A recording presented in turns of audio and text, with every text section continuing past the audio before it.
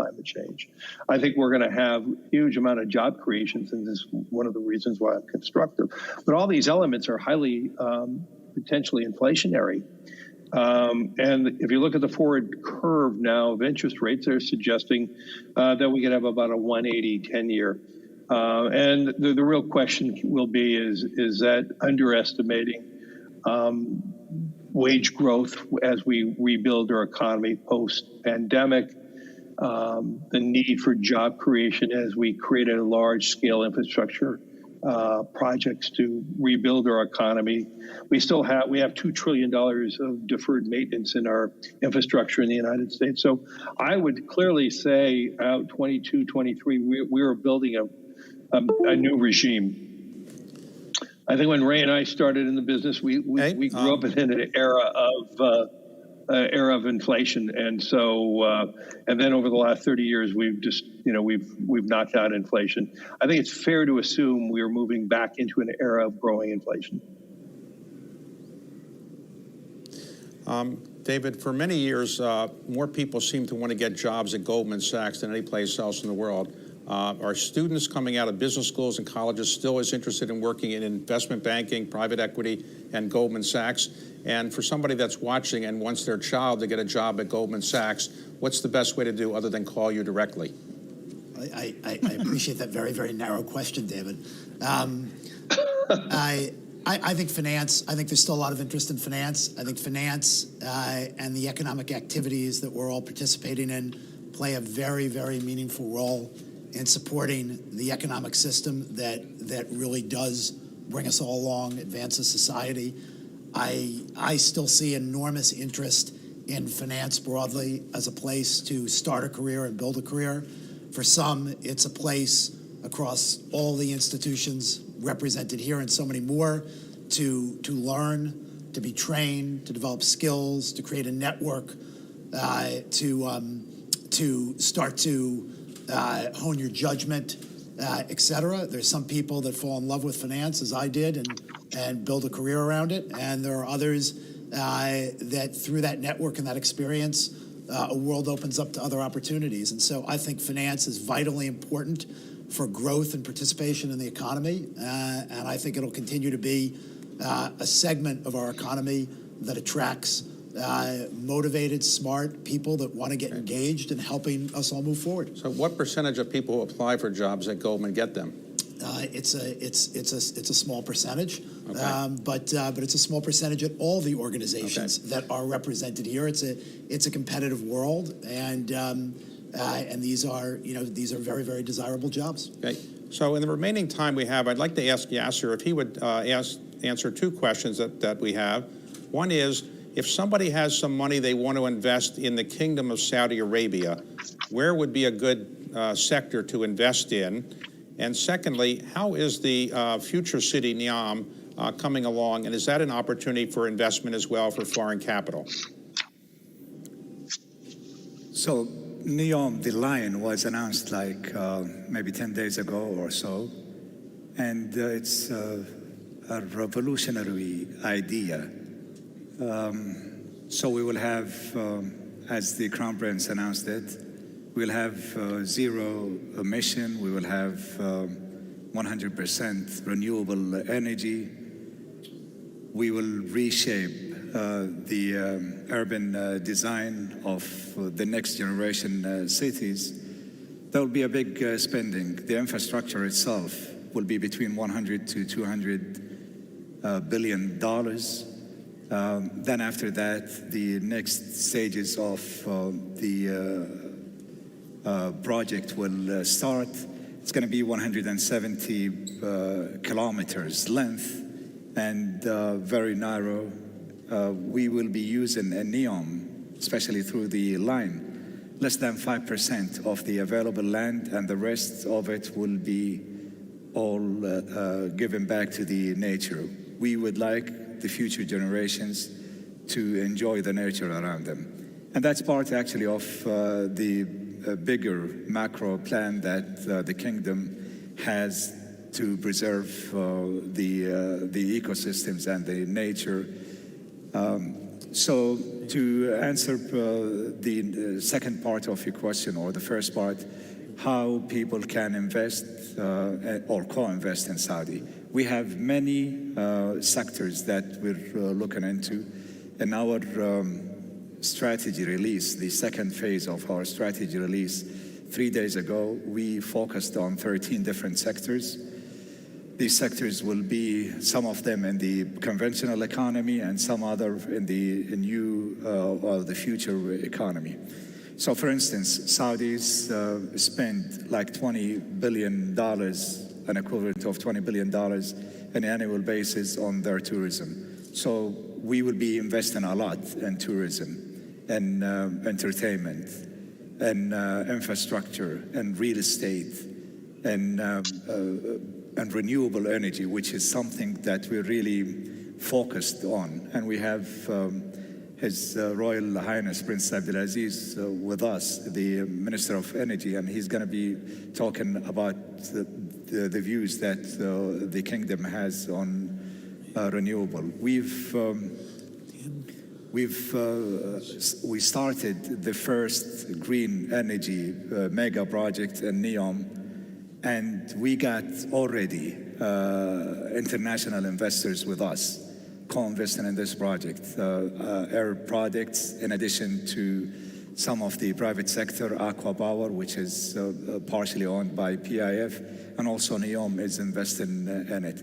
So I think the variety or the menu of investment in Saudi is really big, especially that we're not only investing in the financial markets, we are investing in the real economy, because that's the main driver and the main engine of growth. In addition to that, we have the government subsidy, we have the government offtake, we have the government willingness to attract this international investments and domestic investors. So we're tweaking and changing the rules, the laws. And I know the Minister of Finance, His Excellency Mohammed Jadaan, with us. Hopefully we will give even more tax holidays to the international investors. So that's the proposition that we have currently in Saudi, through PIF and through the private sector and through the government. Okay, so we have a little time for a question that is very important to everybody, I think, which is ESG. And so why don't I start with Thomas? How important is ESG to investors in Europe and around the world that you service? And do you think ESG is going to become more and more important than it has been, or you think it's leveled off in terms of investor interest? Thomas? No, it's definitely further accelerating also through COVID-19, whether we speak to our private investors, private clients, whether it's our institutional clients, but also on the financing side, on the corporate side, as corporates go through transition, issuing green bonds, blue bonds, transition bonds, financing of renewables. So it's, as somebody once said, it's like a tsunami, and it's really a very important investor shift towards especially environmental topics. Climate risk is on everybody's mind, so it's very important. And we have, as Credit Suisse, we have actually put in place a new corporate function which is called SRI, Sustainability Research and Investment Solution, because we also want to contribute in our content, whether it's single stock research, whether it's credit research, macroeconomic research, to cover more and more sustainability topics, have sustainability overlay when we analyze companies, and also in our investment products, be it mandates, equity mandates, balanced mandates for our private clients. We are putting ESG topic at the center of our investment thesis. So it's very important, and we all are focused on it. Okay, so Ray, you are a committed environmentalist. Your hedge fund is the biggest in the world. When do you tell your employees and professional investors to focus on ESG? When they're making investments, or do you put pressure on companies to be more compliant with good ESG standards? How do you put ESG into your investment decisions, in short? Well, we were at the lead of constructing ESG investments for each of the products. There's an ESG product, and we were involved in the development actually of what the rules are. And as you know, we manage money for the largest institutions in the world, a lot of them. And in answer to your first question, I could say that I don't know of one that is not going to significantly, by multiples, increase its ESG investing. It's just gone through the process of developing the proper surety. For example, the way the UN looked into created rules, and you have to how does compliance, and something has to be stamped as an ESG appropriate investment, and you have to build an infrastructure. That building has made enormous progress, and the beginning of investing is just happening. So I expect that it will be it'll be much larger, and we expect and hope to be helping that evolution and being on the leading edge of it. Okay, Larry, you've been a big proponent of making certain that the companies that your organization invests in comply with good ESG standards. What has been the response from large companies in which you have invested? Are they interested in what you have to say on ESG, or are they just paying lip service to it? Well, I think, as I said in my 2020 letter, that climate change is investment risk, and we're starting to see more and more evidence of that. I also asked companies to report under SASB and TCFD. We saw a 366% increase in reporting under that. Yesterday, I reinstated those requests, plus asking each company to report on their movement and how they are moving to a net zero standard in terms of carbon utilization. This is not lip service. This is real, and I do believe in the coming years, through data and analytics of understanding every company, we are going to have the ability to differentiate companies. And if you look at the price performance of companies in 2020, between the companies who are more focused on stakeholders and stakeholder capitalism versus the other companies in the same industry, we're seeing a widening gap of PEs. And the last thing I would say, through data and analytics, we're creating more customization and personalization of indexes. And the days of when we're going to all look to the S&P or the FTSE or the MSCI, I believe that will become less relevant as more and more companies are going to be designing a portfolio that meets their needs. And in 2020, 81% of all sustainable funds outperformed regular indexes.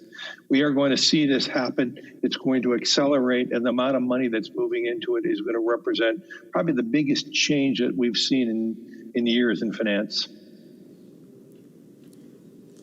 So we have about a minute left. Very quickly, David, what is the ESG factor in, let's say, M&A? Is ESG something that people consider when they're making M&A transactions, or they don't really care about that? Well, all corporations are focused on this trend and are thinking about transition. And there's an enormous amount of dialogue with respect to transition and how they use their capital and their resources to make sure their businesses are more sustainable. And so naturally, if you think strategically about that transition, companies are thinking about investments they can make, actions they can take, how they can deploy their capital. And one of the ways you can do that, is through the M&A market. I think we're at the beginning of a very, very significant industrial revolution of change and investment in new technologies and new opportunities for us to make our world more green, our planet safer, our community more sustainable. And any company that is looking forward and trying to position themselves competitively has to make sure they use all the tools at their disposal to make sure they execute that transition appropriately. Okay, a final question for Yasser as we close. Yasser, how important are ESG factors to you when you make investment decisions for PIF? Very important. ESG is basically one of the first things that we look into, especially the E part, because the E part is more objective. I have a problem with the interpretation of the S and the G and the standardization of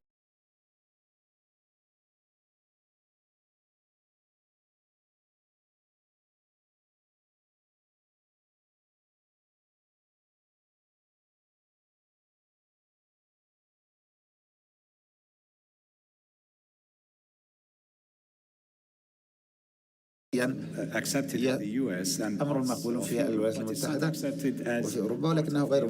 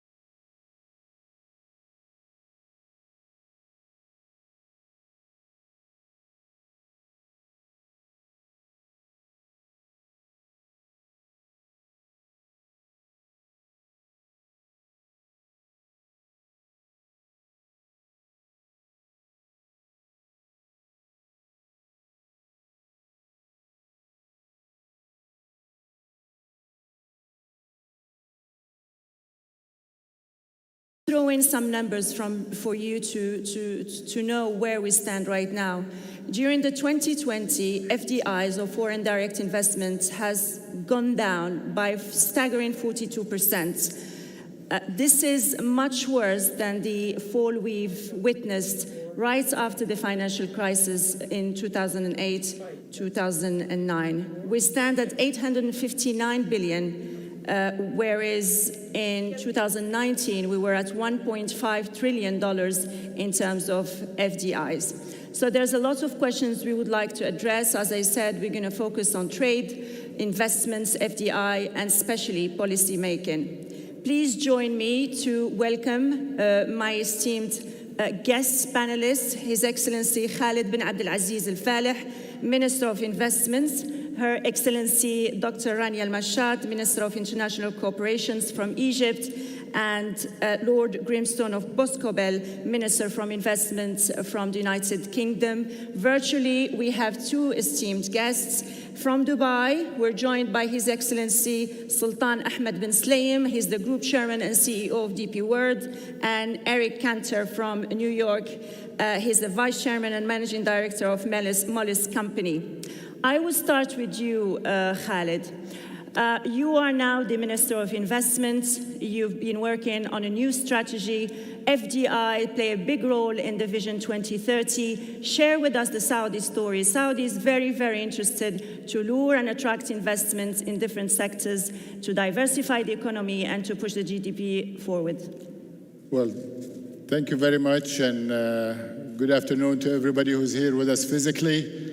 Good morning to you, Eric, and good afternoon to the rest of the guests, especially Sultan from Dubai. It's an honor to be at the FII again. This is indeed becoming a global hub for communication and networking.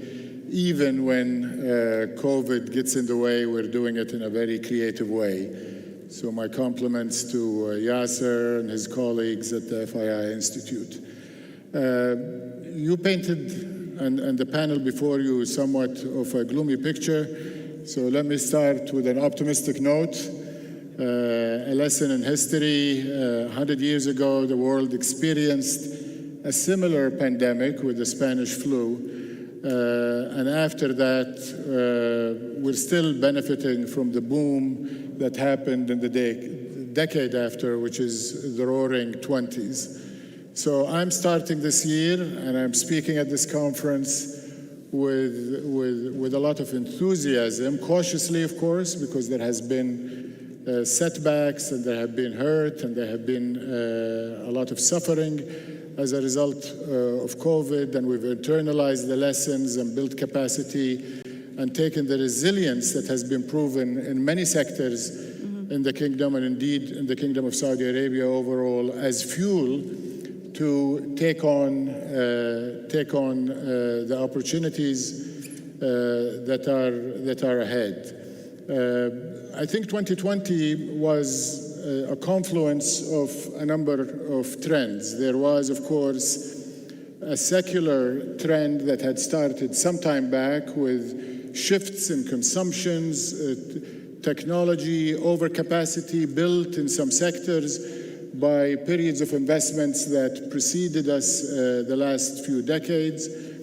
We had, of course, the trade tensions and their impact in terms of shifting corporate strategies on supply chain, reshoring, and regionalization versus globalization, as well as perceptions that the nationalism that was taken hold in some geographies and some jurisdictions was also presenting many companies with the need to pause and reconsider how they're going to rig their supply chains and their investment. And of course, we had the cyclical impact of the healthcare crisis, the pandemic, and its impact on supply demand, and we saw some sectors shrinking. All of this, of course, has slowed down, and it figures you mentioned an FDI are global. I am pleased to say that in Saudi Arabia, actually, foreign direct investment went up in 2020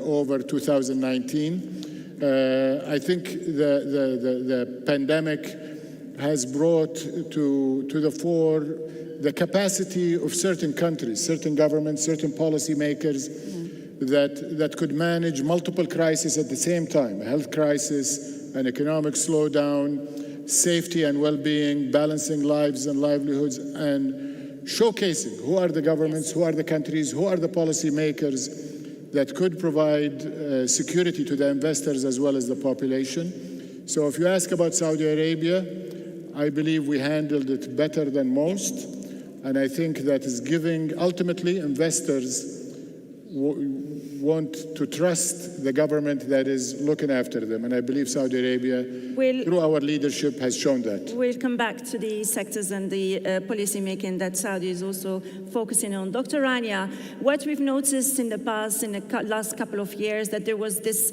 sort of dependence. Every single country wants its work its way out, regardless the others. What COVID brought as an advantage is the comeback of interdependence, comeback of the diplomacy in economics and business. You speak a lot about that.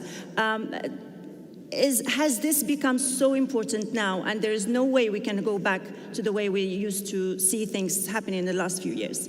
Well, thank you very much. I'm very happy to be here, and I want to congratulate PIF and FII for hosting all of us physically who are here. Absolutely. At the beginning of 2020, there was a lot of rhetoric around countries being more isolated and that everyone on their own. But as April came along, May came along, the importance of collaboration, the importance of multilateralism came back to the fore in a very forceful manner. But it's multilateralism with innovation. In the portfolio that I handle, which is the Ministry of International Cooperation, we try to promote and foster principles of economic diplomacy, and the idea is to actually push forward more international partnerships. And to give examples, the portfolio that we handle, which includes very important projects across different sectors in the country: transportation, renewable energy, SMEs, health sector, etc., are all done with international institutions. And as was mentioned in the earlier panel, today financing and the cost of financing is something that different companies and different countries are looking very closely at. Development financing is a very important source. It's one that is lower in cost, and it's one that provides longer terms of paying back. And therefore, countries that are interested to distinguish themselves need to provide a very important opportunity, not just for their sovereign projects, but also for the private sector, whether domestic or foreign, to be able to tap on these bankable projects, come in and find the acceptable terms of financing through development partners. In 2020, despite it being a very tough year, through our principles of economic diplomacy, we've been able to secure close to $10 billion across different sectors in Egypt. And let me say that one of the other fears at the beginning of 2020 was that the Sustainable Development Goals and that agenda was going to be a little bit an afterthought. And what was very, very timely and quite critical is that the 17 SDGs became quite tangible on an individual level, on a country level, on a firm level. And today you find different companies talking about ESG principles and so forth. So countries that really want to be able to attract investments need to be mindful of these global principles in putting their policies together. This will bring me to a question that I think it's key under DP word, operations, and it is infrastructure connectivity. Mr. Sultan, could you share with us your reflection on the COVID challenge? Keeping trade flowing was something very, very important during the pandemic, especially during 2020.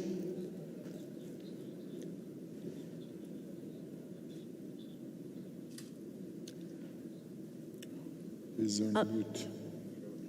We're not, we can't hear you.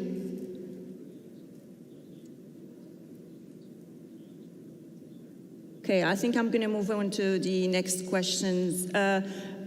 Jerry, mind me if I call you Jerry. Tough 2020, tough year we had last year. There's a strong need for recapitalization. How can we achieve that through investments and trade? Well, it's a very good question. I mean, in my lifetime, this is the first time that we're faced with the need for a global recapitalization. We've had regional recaps, we've had sector recaps, we've had company recaps, but this is the first time the whole world has been hit simultaneously. And it is that simultaneous hit which I think is so important. So how have us policymakers responded? Well, we've flooded the world with virtually free leverage. And that's a different world to the world that we knew before. So how are we going to get ourselves out of this? My view, quite clearly, is that it's going to be trade and investment which pull the world out of this. And we have to absolutely hit back on protectionism. Already, we're seeing that some countries think the answer is to pull themselves into themselves. That is not the answer. And certainly, the United Kingdom, we're now completely in charge of our own trade policy. We will be arguing for open markets. And for investment, investment has become one of the world's most globally competitive sports to attract investment. We're all raising our game. We're all trying to attract investment. And how are we going to do this? It's getting into the minds of the investor. What does the investor want to invest in, and what difficulties is he finding? And under the leadership of our Prime Minister, we've opened a specific office for investment in 10 Downing Street, whose sole purpose is to make it easy for global investors to access the United Kingdom. And I think that has to be the way forward. Okay. Eric, Moelis has been very, very active in the region. You're an advisory company, again, investments banking. I would like to hear from you. What are the global trends that we need to consider that this region also should be considering? Well, Fatima, thank you. And Khaled, it's a pleasure to be here and share the panel with you and these other esteemed guests. I also want to thank PIF, Yasser, and his team for pulling us off in this very challenging time. But, you know, there is, I think, a great opportunity for us coming off of this very unusual and challenging year of 2020. I just looked to the region that you sit in the Gulf, and it seems to me that the correct response to 2020 and all that we've been through is the vision inherent in the Crown Prince's Vision 2030. The reason why I think Moelis has committed itself to the region in the way it has is it sees so much opportunity because folks in the government, in the kingdom have said we need and we want outside investment. And Khaled, you spoke of some of the things that had occurred in the kingdom when the pandemic hit and the moves that were made to make sure that multinationals that were present were acknowledged and their importance accepted in terms of this global value chain that exists. Now, unfortunately, just as Lord Grimstone had indicated in the UK, the same thing going on here in the US. There is a tremendous push to try and pull in rather than to look outward and to resume this global connectedness that we all know ultimately can lead to better life and growth for all of us.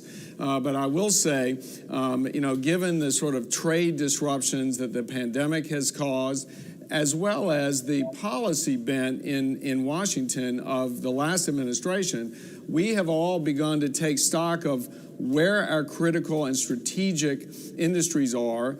Why aren't they here at home? And why is it that we're relying on potential countries who may not see our interests first in order to provide us with those critical goods and services? I mean, just remember, it wasn't too long ago that we all were desperate to find more masks and protective equipment for the pandemic. So I do think that those are the trends that are impacting on the policy level and on the investment level, the steps that have been taken by countries to ensure that they invite in investment, that they have certainty for the investor, stability of expectations. I think that we can all begin to resume a much more normal course of international investment and foreign investment. This brings me back to Sultan. I would like to hear from you how important has become the connectivity in terms of infrastructure. One key thing that governments worked hard day and night is to keep trade and supply chain flowing. Absolutely. Last year event, I said that connectivity would be at the heart of the region.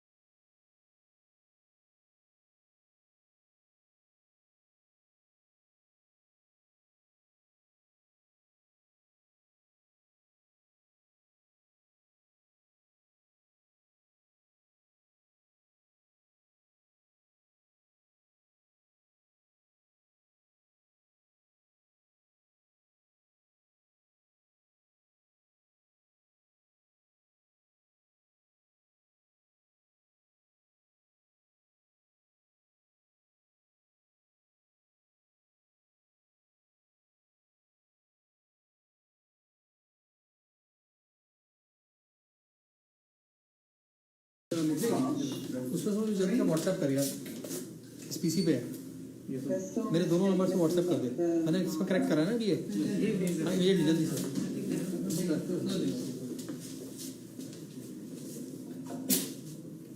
Please ये कर नहीं पा रहे हैं sir ये लिखा है please join the zoom room में मिल रहा है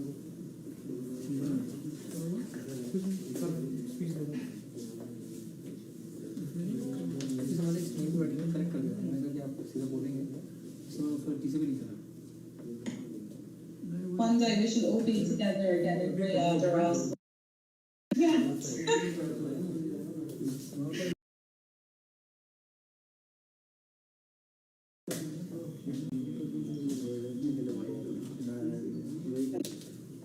पीछे है ना Okay, I'm not मिथिलेश वो लिंक पे दोनों पे करना हाँ कर पाएगा तो ठीक है वरना फिर रहने चल छोड़ मिथिलेश आ गया मैं लाता हूँ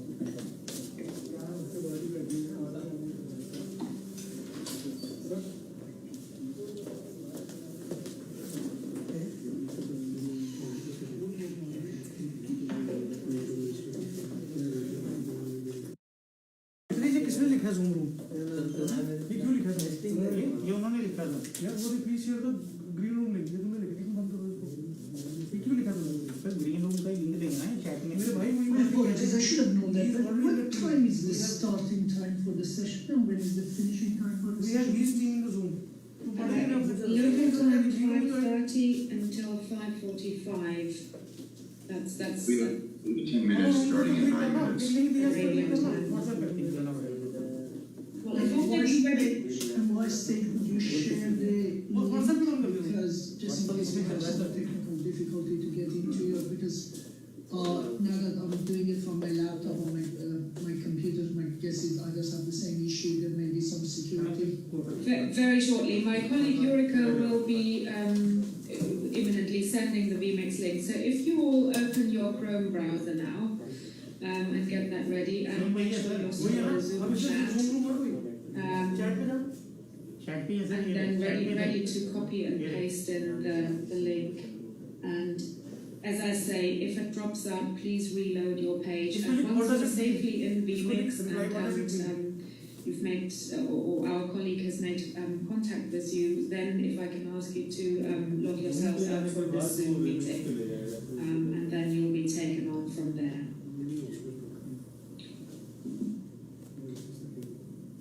I'm just seeing how Eureka is doing now. Hello. Suddenly green We are room standing by for the green room current session ये green room ही है इस पे वो देखो VMix का लिख देंगे हाँ वो green room बोलते हैं सर उसको वो तो इसे green room बोल रहे हो कहते हैं we can see the participants मैंने WhatsApp किया तो WhatsApp खोला तूने अपना तो देखना उसको जो लिखा हुआ links to your private chat. So one by one, your chat box will appear with a link from myself, and then as you has already reached you, open phone, copy paste the link, and please connect to us. It should be in the next 4 to 5 minutes. फिर लिखी जा रहा है कुछ नहीं लिखा हूँ बता दो उसको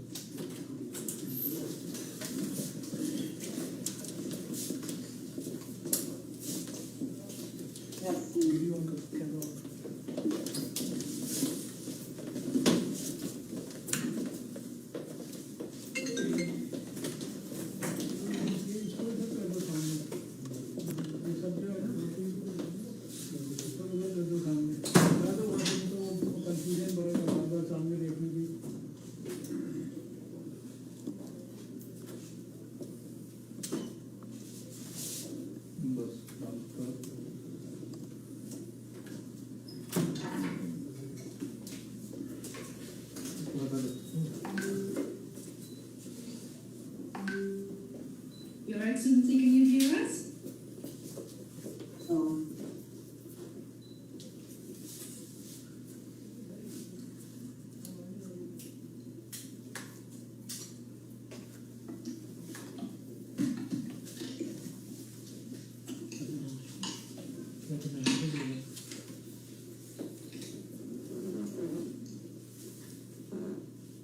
It looks like we're on.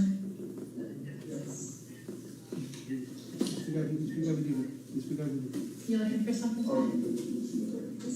Yeah, I've got a marker over there for you. Is that close enough for you? Welcome, Mr. Liberas. Hello. You're still up, amazing. I'll be briefing you shortly.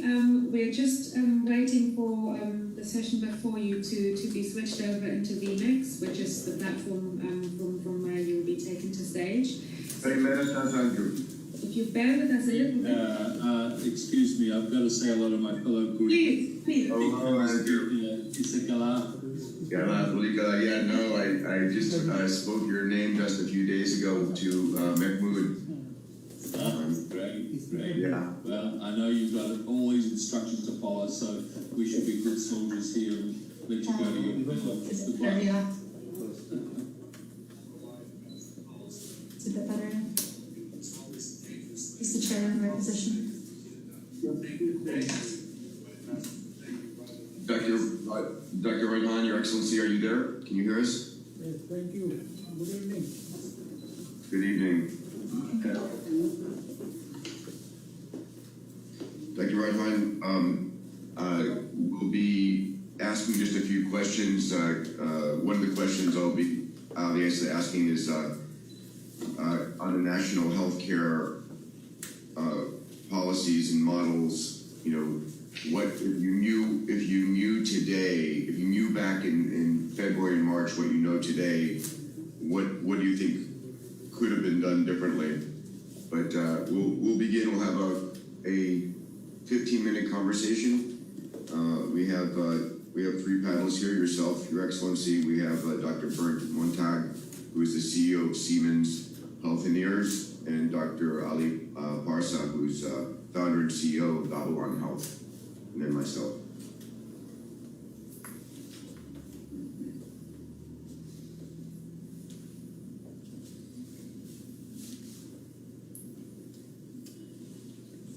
Any questions, Your Excellency, on the panel?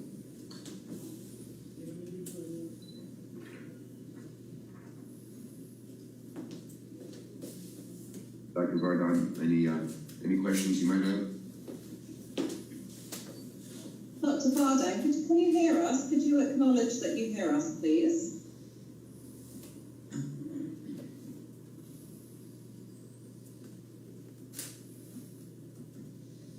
Your Excellency, Dr. Vardhan, can you hear us, sir? Yes, I can. Okay, thank you. Fantastic.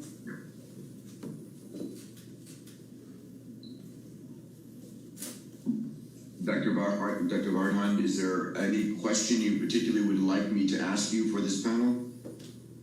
No, it's perfectly all right because the time is very limited and we have to finish everything as you have told in 10, 15, 20 minutes. So I'll just put my thoughts in 7, 8 minutes, that's all. Very good. Thank you.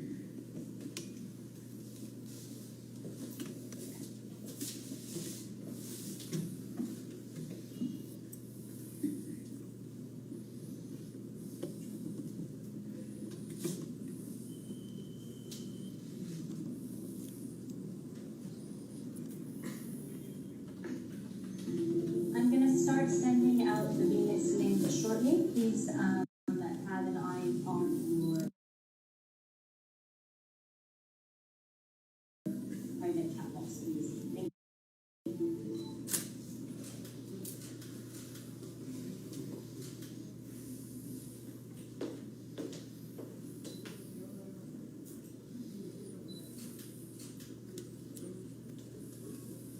Dr. Vardhan, is that working for you? Yes, you are audible.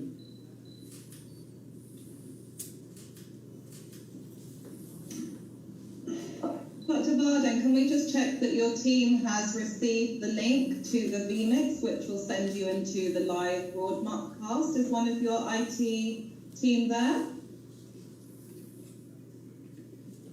Not a thing.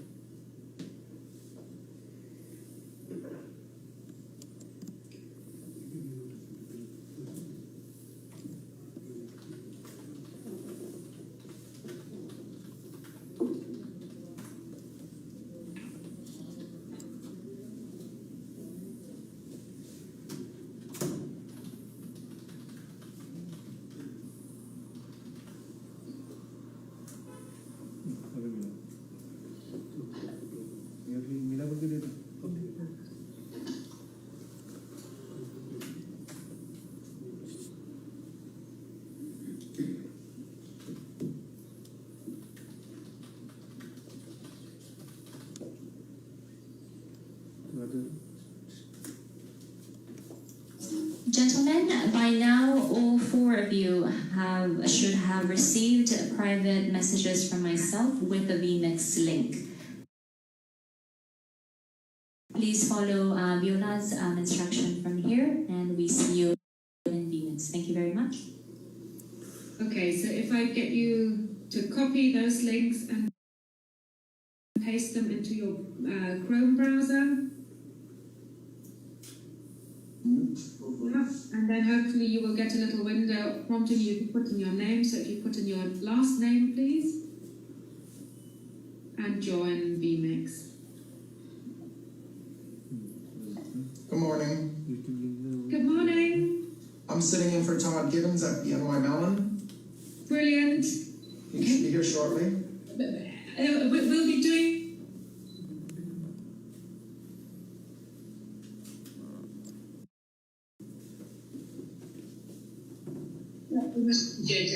Understood. Thank you. Is that working for you, gentlemen? Yes, you want us to close Zoom after we're connected? Once you're safely in VMix, please close Zoom. Yes. Thank you. Thank you so much and have a good session. Thank you. Thank you very much. Everyone, VMix.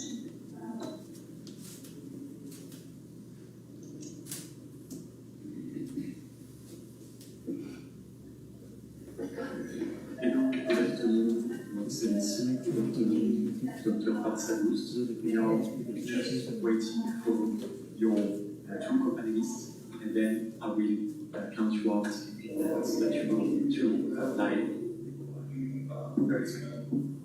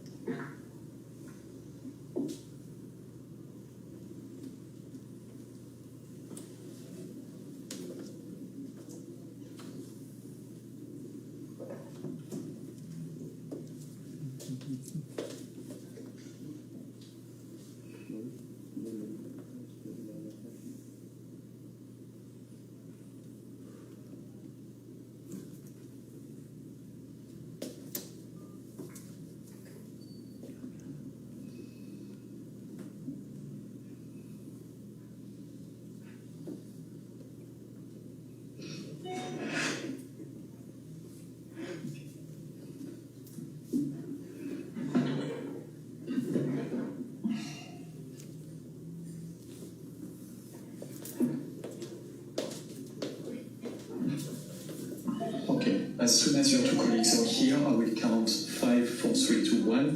When I arrive at 0, please consider that you are live. There are two panelists with my... Thank you.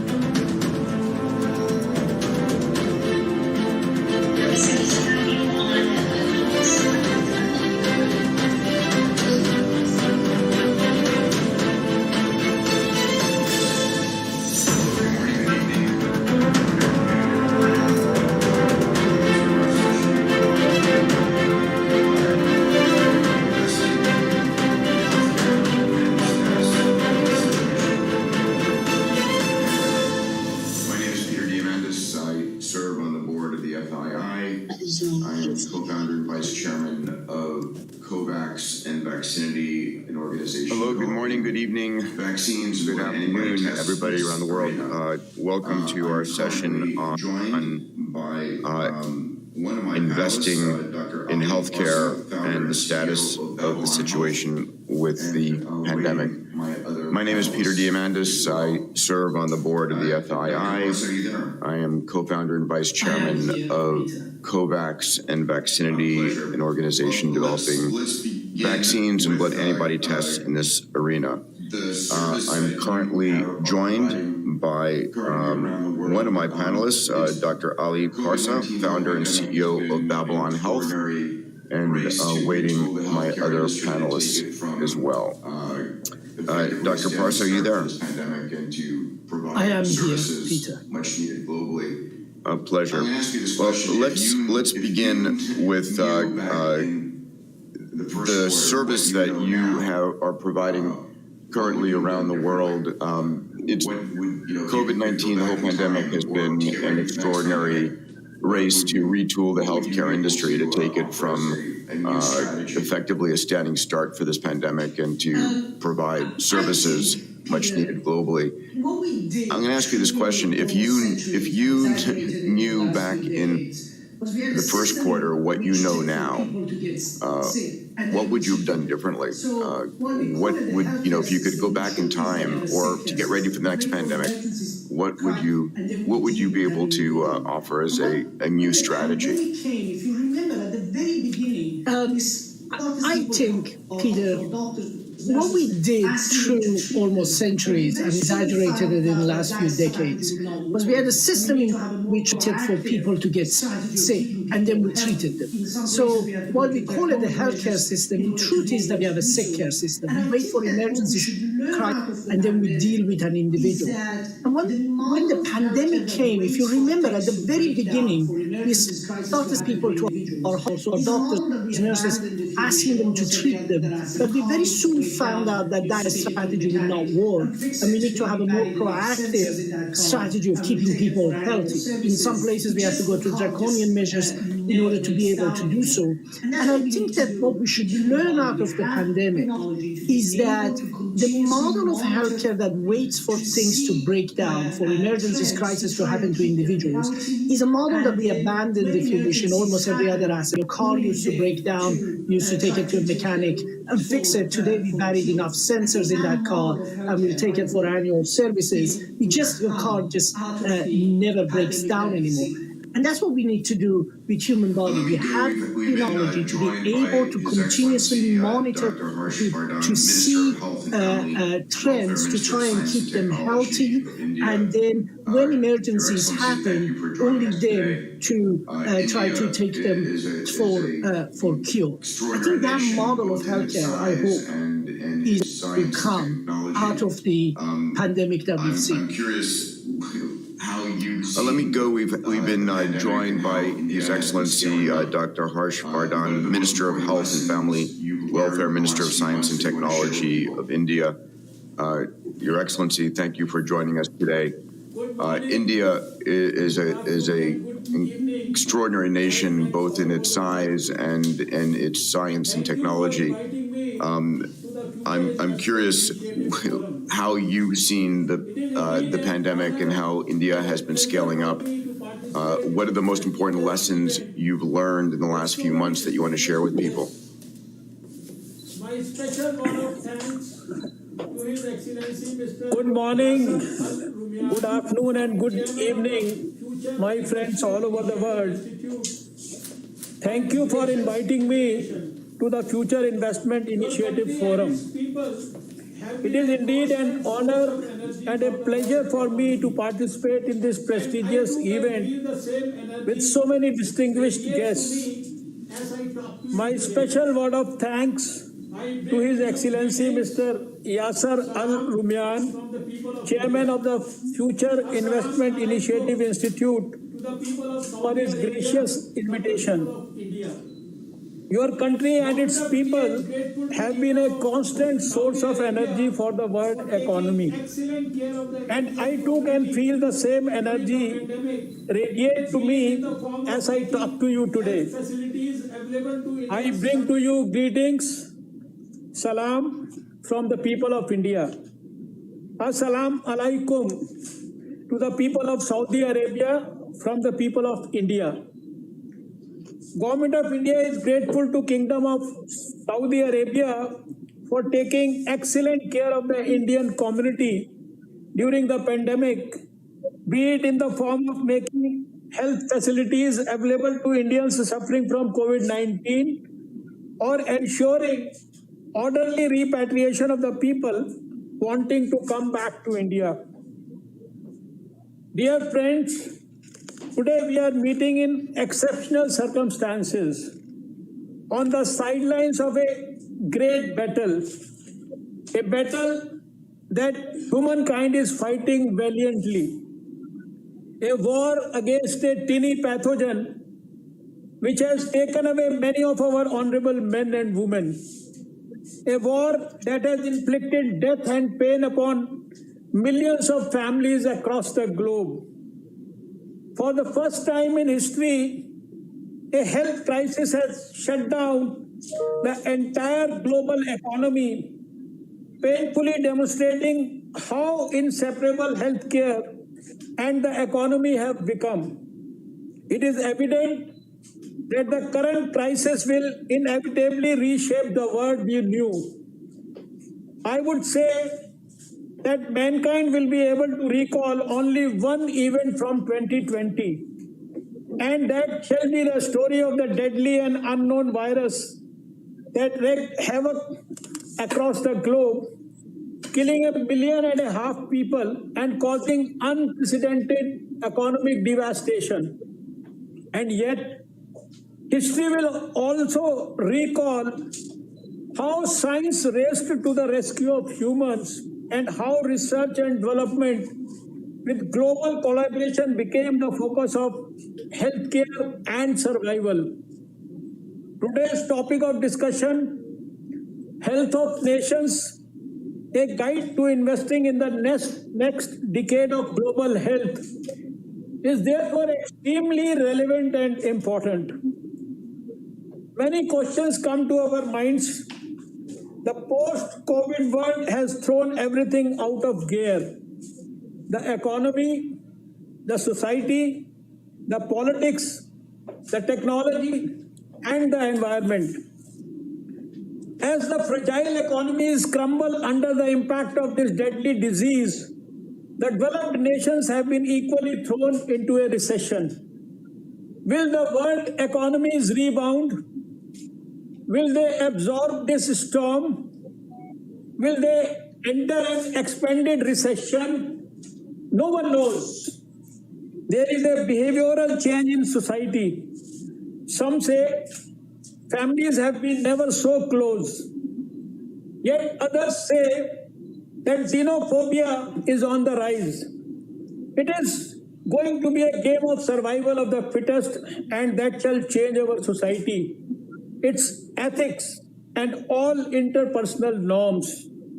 On the political front, there is heightened nationalism. Are countries going to trust each other? Is there growing interdependence, or is there growing isolationism? Never before were innovation and technology so relevant to our lives.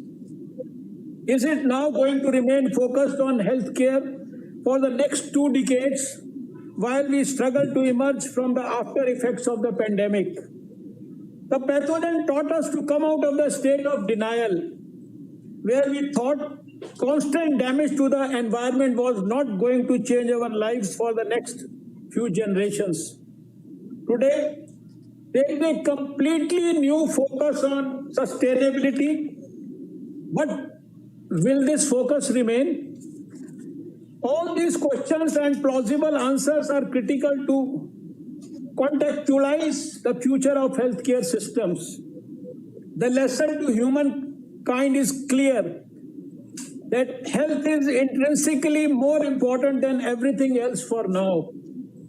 We also understand that on the healthcare front, strengthening emergency preparedness and risk management is key to addressing the health risks posed by emerging diseases and for progress towards sustainable development goals. While we all understand that therapeutics, diagnostics, and vaccines for the whole world was the only way out of this pandemic, we never realized how global collaboration was paramount for this. We have also in the last 1 year realized how governments, industry, and philanthropy must pool resources to pay for the risk, the research, manufacturing, and distribution, but with the condition that the rewards should be available to everyone, regardless of where they have been developed. To begin with, it has helped nations realize the importance of long-term investments in the healthcare system. Countries have now begun investing in new medical facilities and infrastructure. Now, healthcare cannot continue to be managed as a cost, but it needs to be approached as an investment.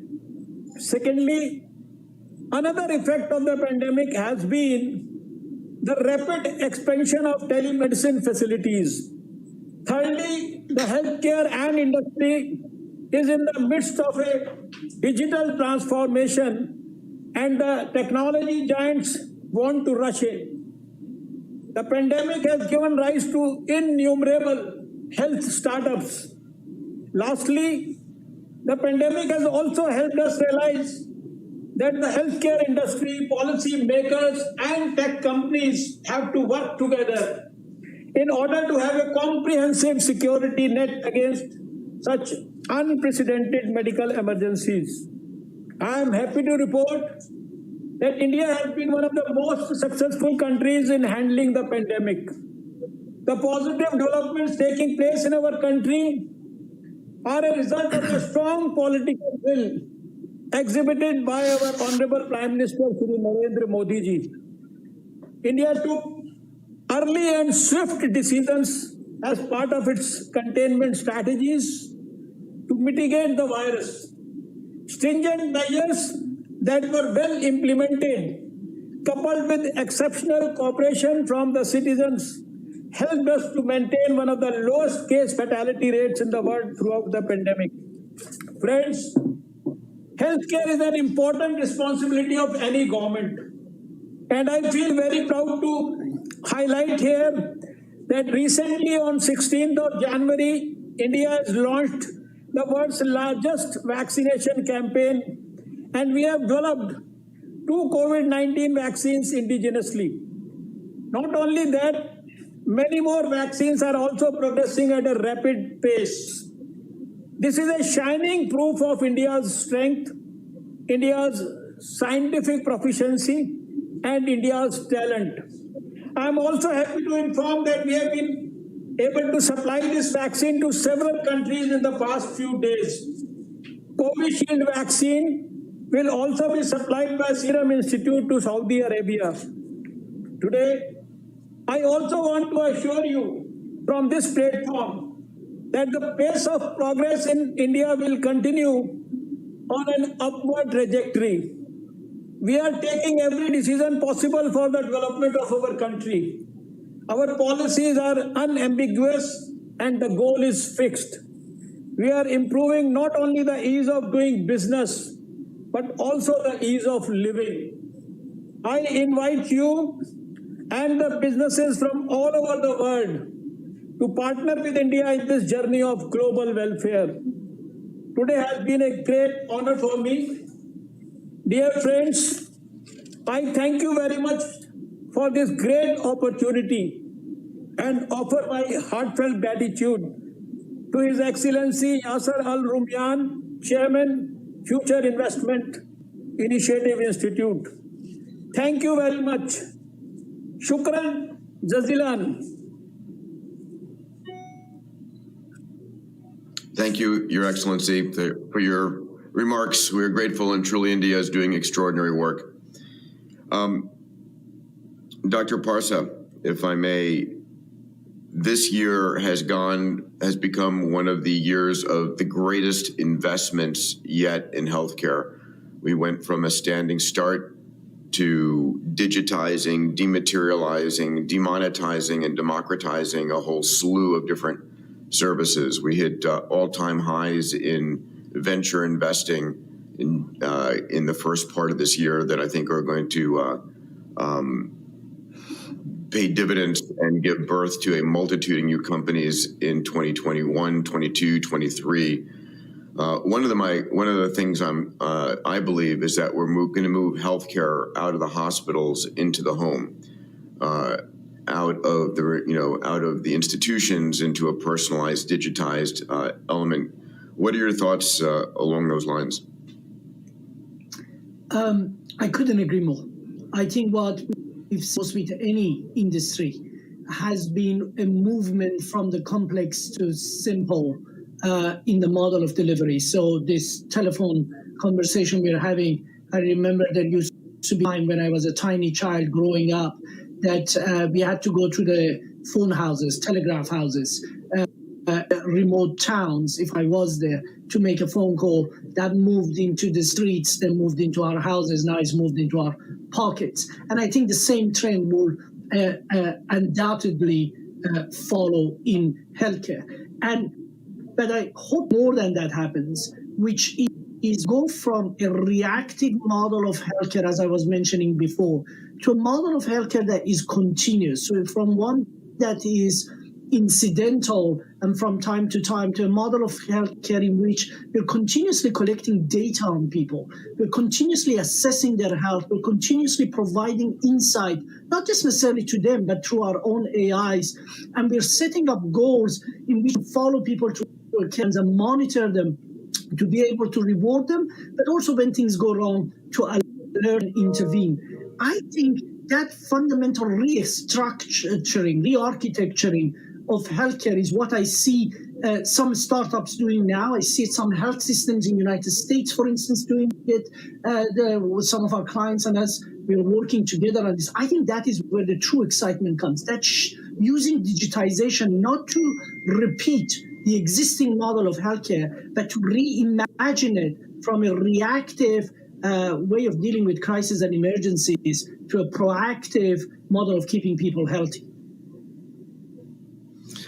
Another question I have, and perhaps for both of you, is at the end of the day, during a pandemic, who owns delivering the care? Is it solely the government, or should companies be stepping up to protecting their employees? Where are we on government and business working together to make sure that that we're able to provide very rapid care? Dr. Vardhan or Dr. Parsha, do you want to comment on that? Yeah, thank you for posing this question. I think what I can comment right now is based on my experience of the whole last year, since the day we had the news of this coronavirus entering the whole world through the news break from WHO delivered by China. Last 1 year, we have seen that at least in India, it has been a whole of government and a whole of society approach, and everybody in the system, whether it was the professionals, whether it was the industry, whether it was the corporate sector, whether it was the pharmaceutical industry, everybody was on board. And everybody worked together. And that is, I always say that it is not for India itself, but for the whole world, the greatest benefit. Unfortunately, COVID, we lost so many people all over the world, but the greatest, you can say, blessing in disguise in some form has been the type of collaborations and the way people have worked together, not only in a country, but all across the world. So this is, I think, something which COVID has probably reminded us. It has brought health to the center stage of everything. People now, whether in government or in administration or in the society or anywhere, they are forced to actually focus on health issues and newer technologies, newer and newer ways of actually handling health. Like we were earlier also talking about and doing something about telemedicine, but during the COVID pandemic, we in fact finalized all our telemedicine guidelines, in fact notified them in a big way, started practicing them in a big way, and right now telemedicine has also become some sort of a norm in our country, where the highest, you see, most educated and most experienced teacher of a medical college, to him means for the poorest of the poor living in the remotest part of the country, they have access to his professional advice through the telemedicine facility. So there is a lot of change that has happened, and everybody has played his definite and well-defined role in this. Everybody has worked like a team. And just to give you an example, Your Excellency, I apologize to interrupt. We are out of our time window, and I want to be respectful to the next panel. I am grateful. No, it's all right.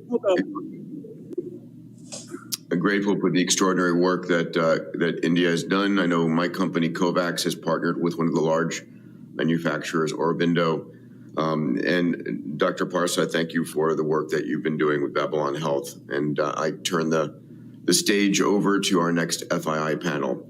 Thank you all very much. Be safe, be healthy.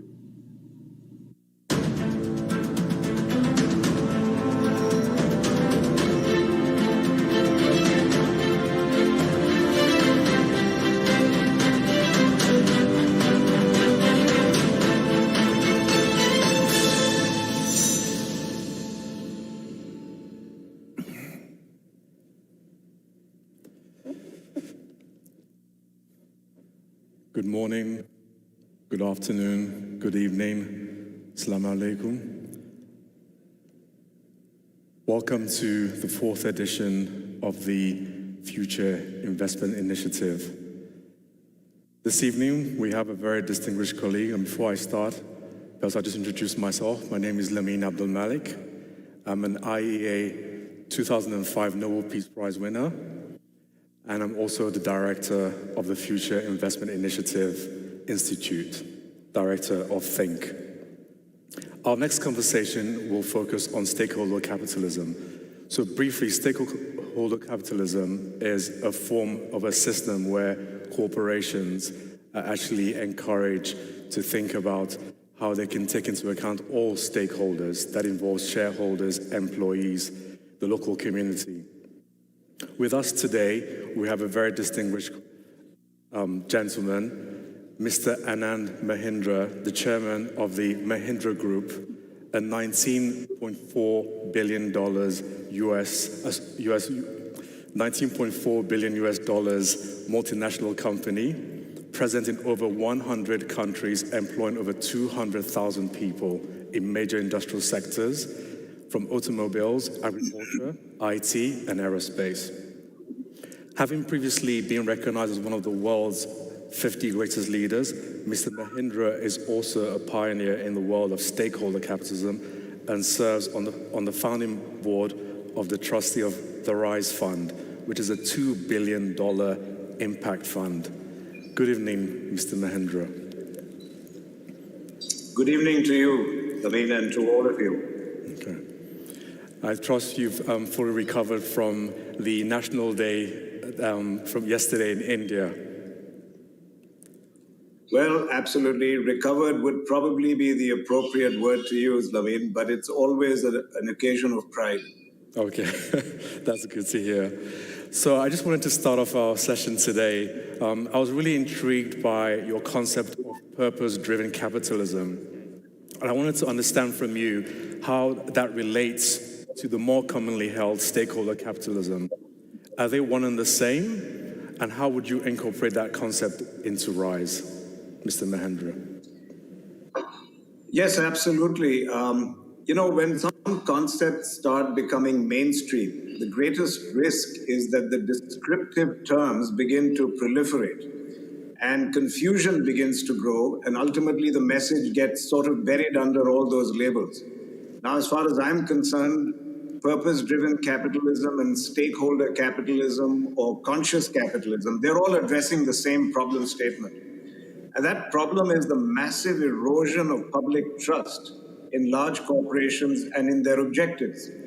Well, I mean, please recall the Occupy Wall Street movement. I believe that was a tipping point. That's when it became clear that there was an enormous credibility chasm between society and big companies. And all efforts since then, no matter what the nomenclature, they've all been efforts towards essentially bridging that chasm. Now, interestingly, our RISE movement was inaugurated in 2011, but it actually began to incubate as far back as 2007, even before the Occupy Wall Street movement. And we were very fortunate that a gentleman named Scott Goodson, who runs a modest ad agency in New York, was doing an assignment for us, and he alerted us very presciently to this growing trust deficit. He then held a mirror up to us and said that our existing culture in our company held out the promise of our being in the vanguard of a movement that really united capitalism with purpose. So we worked with Scott's company, and RISE is today the common philosophy that unites everyone at Mahindra Group. Essentially, It's that we will challenge conventional thinking and innovatively use all our resources to drive positive change in the lives of our stakeholders and the communities in which we work to enable them to rise. Now, that is our unique version of purpose-driven capitalism. And to be honest, we take particular comfort in the fact that the shaping of this purpose came well before purpose itself became mainstream. All right. Thanks a lot, Mr. Mahindra. Just another question. In your op-ed in the Telegraph a few months ago, you talked about turning the triple bottom line from people, planet, profit to people plus planet equals profit. Can you explain the thought behind this in relation to the business community post-COVID, and probably give some advice to people who actually want to invest responsibly? Sure. I mean, we coined that equation as a way to respond to what we saw as a major challenge, in fact, to the whole movement of purpose-driven capital. I believe that these movements run the grave risk of being seen as part of a company's corporate social responsibility, if you will. In other words, the entire effort of doing well by society is something that people believed comes post the profit line and is some kind of tax on profits. So they were beginning to see it as a box that must be ticked, much as companies today create CSR campaigns as a mode of compliance, if you will. Yeah. And I'm enormously skeptical about any intrinsic change in cultural behavior of companies if this mindset doesn't change.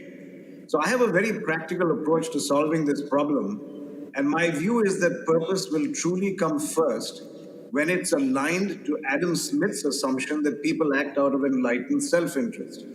Purpose-led capitalism, where enlightened self-interest aligns with community interest, that is the future for business. And what I mean by this is that you're going to get genuine and enduring change only when companies recognize that businesses which address ESG needs are actually the biggest and the most lucrative opportunities for profit over the coming decades.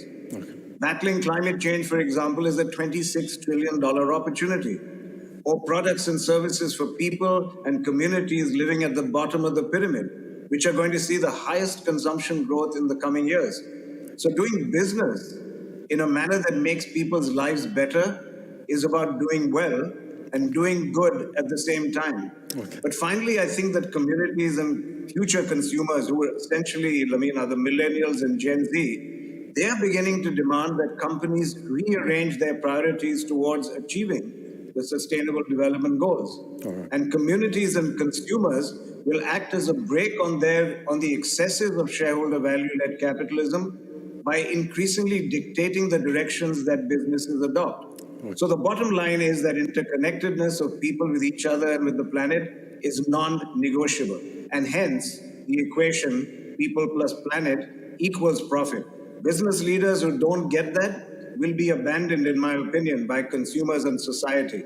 Okay. I'm not sure if I run out of time, Lameen, if you want me to answer the last one about investors, but we may have reached the end of our time. Yes, I would love to continue this conversation another time, because I think what you talked about, ESG, is one of the main areas that the FII Institute is actually looking to focus on.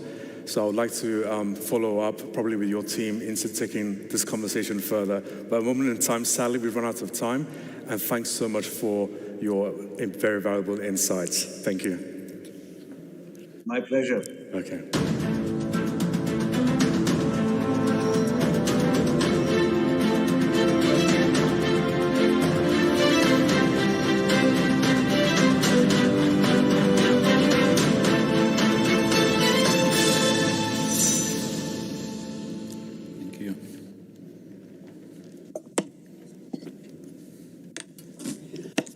Welcome to the new CEO Playbook, how leaders are reinventing work for the post-COVID world. My guests today are here to give you pages from their own journals of how they led through COVID, how they view the aftermath now for their company's mission, the future of their workforce, and the future of work. Please do welcome Vice Chairman and CEO of SABIC, Youssef Abdullah Al-Banyan. Thanks very much for joining me here in Riyadh. From Paris, we're joined by the CEO of Thales, Patrice Caine, two guests from New York, CEO of BNY Mellon, Todd Gibbons, and also the founder and CEO of Third Point, Daniel Loeb. Pleasure to have you both. And please welcome from Australia, Special Advisor to the Public Investment Fund, Mr. Andrew Liveris. So let's start with the perspective of our host and one of the biggest changes that COVID brought to business, rapid and accelerated digital transformation. SABIC is Diversified Chemicals, one of the leaders in the creation of this circular economy for plastics, operating in over 50 countries. So given this rapid digitalization, tell me how this has changed how SABIC works. Well, again, thank you very much. Just to start with, I think we need to have a clarity around the new norm. As of today, just looking at this session, normally each one of the speakers, they have minimum 15 minutes. As of today, we have only 5 minutes. So we need to speed, we need to be agile, and also for sure we need to be effective how to communicate. If you look at what we experience, and before maybe answer the change transformations on the digital sphere, I think we need to recognize that any scale that is really distracted or disturb the global economy, which we have experienced on 2020 because of COVID-19, you will be surprised this type of really distractions disturb the way that corporate operates, and normally, in fact, always bring and inspiring new rules for governments and business, which they need to adapt to. But if I want to answer your specific questions, I think will be much better for the audience to look at it from a comprehensive point of view. I look at it before and during and after. In fact, even before the COVID-19, SABIC has really looked at a very clear strategy that the seamless engagement and communications, the platform, is going to be very important for SABIC growth and competitive positions. That's why we have invested heavily on the digital mobility. And we have a very strong, robust IT infrastructures enable us to deal with it. In the same times, we have looked at the importance of the Industry 4.0 and what's the advanced technology that is needed, either from the artificial intelligence or from really any other means that is going to have an impact on our performance and strengthen our competitive advantage. During the COVID, we were able to work from home next day. In fact, we have more than 8,000 consecutive meetings concurrently in the same times for our global platform because of our platform that we have already created prior to COVID-19. Now the question is what happened after?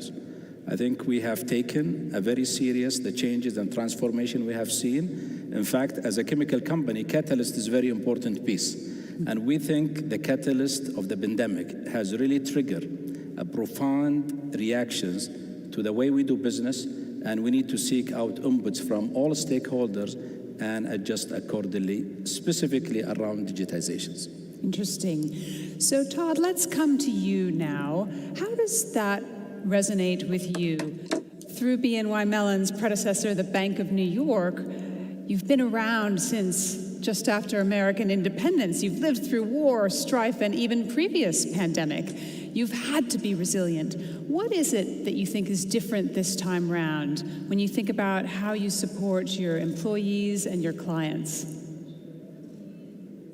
Well, thank you, and thanks for having me. This is, I think, at this time, it's great that the world can connect as much as possible. You know, as we've gone through the pandemic,